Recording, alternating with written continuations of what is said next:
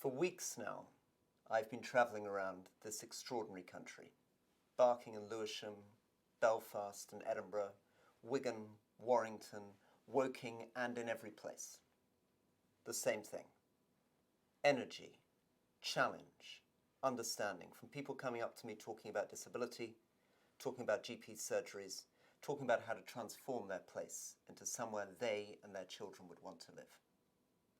I have done a lot of listening, and now the time's come to lead, because I'm standing to be leader of the Conservative Party, and I'm standing to be Prime Minister. And the leadership that I believe in is about two things. It's about vision, and it's about action.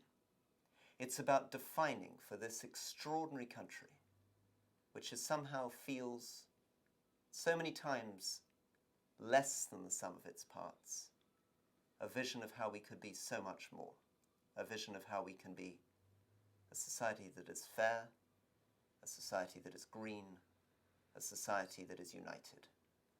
Fair.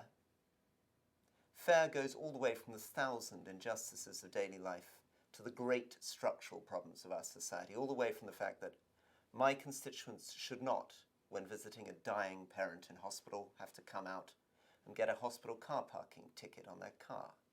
People should not be waiting 4 weeks for a GP surgery. They shouldn't feel unsafe in the streets when they're walking to work. But it is also about solving the great unfinished revolution of our society, sorting out social care for the poor and vulnerable elderly, making sure that as we all get older, and our society will be getting older, we are looked after with dignity and with pride. Green. This country can be the leader in the world in relation to climate change and the environment.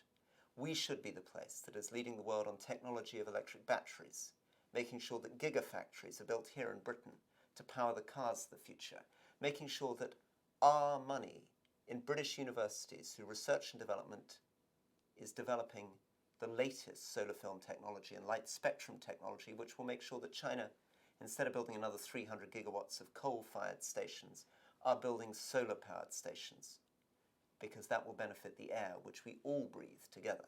And this will be the country that hosts, next year, the climate conference here in London, taking the lead in the world. But above all, united. United, yes, in delivering Brexit, and delivering a Brexit that works for the whole country, that brings the country together rather than dividing it, a Brexit that works through our constitutional democracy, through our parliament, that provides opportunities for our citizens in the decades ahead, a Brexit that is positive, not a no-deal Brexit, but a Brexit that reaches out to the world, patriotically and optimistically. But unity is about much more than that. It's about bringing Scotland together with England through creating a new First Secretary of State. It's about ensuring that the North, whose productivity has been hampered, is transformed through investment in infrastructure and bringing it forward. It's about ensuring that as the world of work changes through robotics or AI, we invest in mid-life education so that people can educate themselves for the work of tomorrow. And unity in the end is about listening. It's about not promising what we can't deliver. It's about bringing people with you. And at the heart of all of this is the final element of my leadership, which is and must always be action.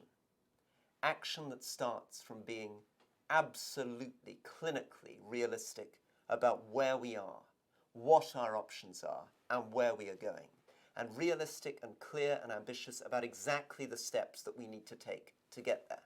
The steps that will make our hospitals and schools admired around the world.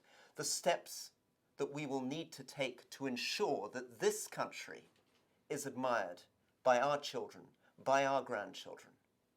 And above all, stretching every sinew of government, relentlessly pushing through the civil service and through society and through our communities to make this country fair, to make it green, and to make it united.